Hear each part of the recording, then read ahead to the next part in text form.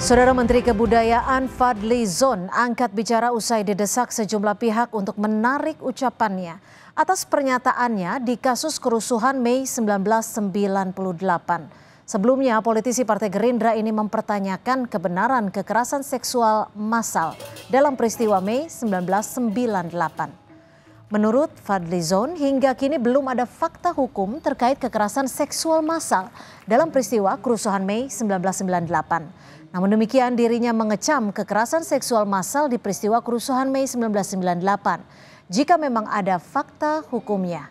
Sebelumnya, aktivis Amnesty International Indonesia Usman Hamid bilang pernyataan Fadly Zon yang menyebut kekerasan seksual peristiwa Mei 1998 sebagai rumor hal yang tak pantas. Usman bilang kekerasan seksual massal di kerusuhan Mei 98 sudah diungkap TGPF saat pemerintahan Habibie. Itu saya kira silakan saja berbeda pendapat ya. Tapi artinya argumen saya itu saya jelaskan gitu supaya tidak menimbulkan kesalahpahaman. Jadi agar bukan menegasikan tetapi terutama pada persoalan-persoalan yang jangan sampai merugikan diri kita sendiri. Gitu. Misalnya tadi pengungkapan, kalau sudah menjadi fakta hukum, sudah ada misalnya pelakunya, ada pengadilannya, ternyata pengakuan, ya kita kecam gitu. Itu satu kejahatan yang luar biasa. Saya yakin sampai sekarang kekerasan seksual pada perempuan masih terjadi. Dan itu sesuatu yang harus kita kutuk, harus kita kecam gitu. Mengutuk dan mengecam keras berbagai bentuk perundungan dan kekerasan seksual pada perempuan yang terjadi pada masa lalu dan bahkan masih terjadi hingga hari ini. Ia juga menyatakan bahwa kekerasan seksual terhadap perempuan adalah pelanggaran terhadap nilai kemanusiaan yang mendasar. Karena itu pernyataan semacam ini seharusnya mencegah seorang menteri untuk mengatakan peristiwa kerusuhan Mei dan perkosaan massal di dalamnya sebagai rumor. Karena pernyataan itu justru memberi kesan bahwa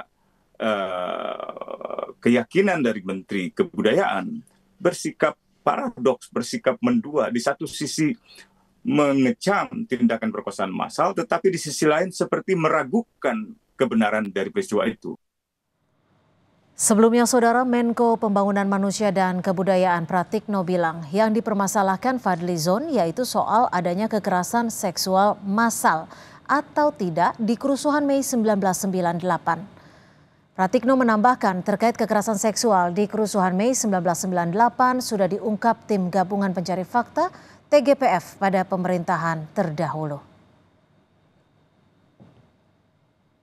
Setahu saya Pak Fadly Zon sudah menjelaskan tentang penggunaan terminologi massal itu yang beliau Jadi kan perbedaannya apakah kan beliau sudah menjelaskan ya, saya tidak perlu menjelaskan ulang, itu bisa ada di media juga bahwa memang ada dari TPGF itu yang menyatakan itu ada perkosaan, tapi kan yang disampaikan oleh Pak Menteri Kebudayaan kan masalah massal atau tidak massal, itu aja.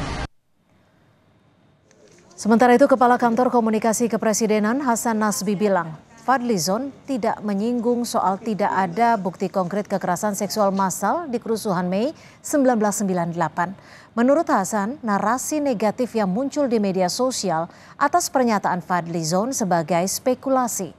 Hasan berharap publik memberi waktu atas proses penulisan ulang sejarah yang dijalankan pemerintah di Kementerian Kebudayaan, termasuk kasus kerusuhan Mei 1998.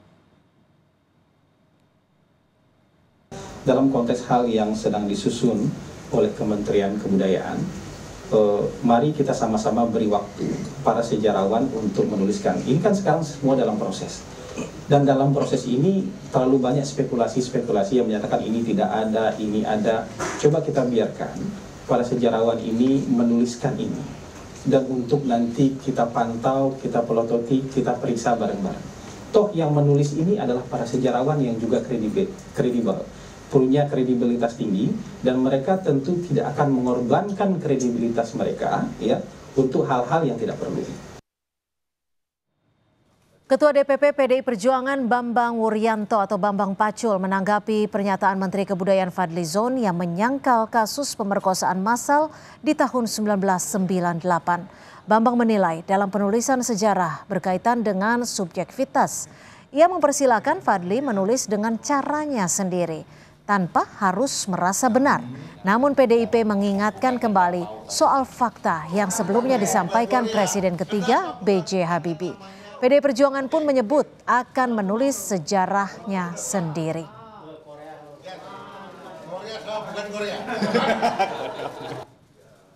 Soal penulisan sejarah, ini kan subjektivitas pasti ikut campur.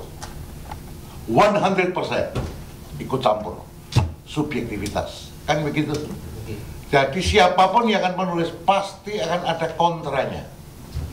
Terhadap penulisan sejarah ini gimana Pak Pacul yang diinisiasi oleh